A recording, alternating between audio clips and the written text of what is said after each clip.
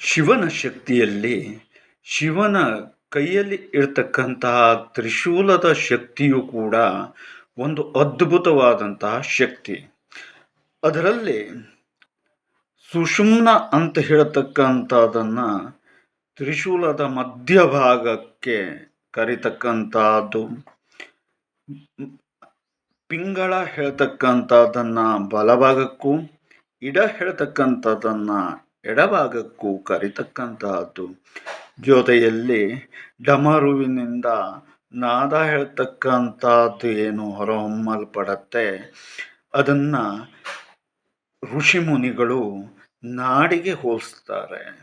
ಅದು ಯಾವುದೇ ರೀತಿಯಲ್ಲೂ ಕೂಡ ಕಣ್ಣಿಗೆ ಗೋಚರಿಸುವುದಿಲ್ಲ, ದಿವ್ಯ ದೃಷ್ಟಿಯಿಂದ ಮಾತ್ರ ನೋಡಲಿಕ್ಕೆ ಸಿಗ್ತಕ್ಕಂಥದ್ದು. ಅದೇ ಮಧ್ಯದ ಹುರಿ ಹೇಳ್ತಕ್ಕಂಥದ್ದು ಮಾತ್ರ ಏನು ಸುಷುಮ್ನ ಅಂತ ಹೇಳುವಂತಹದ್ದು, ಅದು ಎಲ್ಲರ ಕಣ್ಣಿಗೂ ಕೂಡ ಗೋಚರಿಸಲ್ಪಡ್ತಕ್ಕಂಥದ್ದು ಆಗಿರ್ತಕ್ಕಂಥದ್ದು.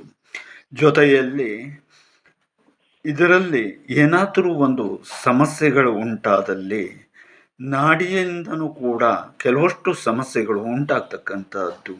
ಅಂತಹ ಸಮಸ್ಯೆಗಳನ್ನು ಕ್ಷಣ ಮಾತ್ರದಲ್ಲಿ ದೂರಗೈದು ಜನರ ರಕ್ಷಣೆಗೆ ತ್ರಿಶೂಲದ ವರವೂ ಕೂಡ ಒಂದು ಕಾರಣವನ್ನು ಕೊಡ್ತಕ್ಕಂಥದ್ದು. ಮತ್ತು ಅಷ್ಟೇ ಅಲ್ಲದೆ ತ್ರಿಶೂಲದ ಒಂದು ಅದ್ಭುತವಾದಂತಹ ಶಕ್ತಿಯ ಬಗ್ಗೆ ಸಣ್ಣದಾದಂತಹ ಮಾಹಿತಿಯನ್ನು ನೀವು ತಿಳ್ಕೊಂಡಿದ್ದೀರಿ.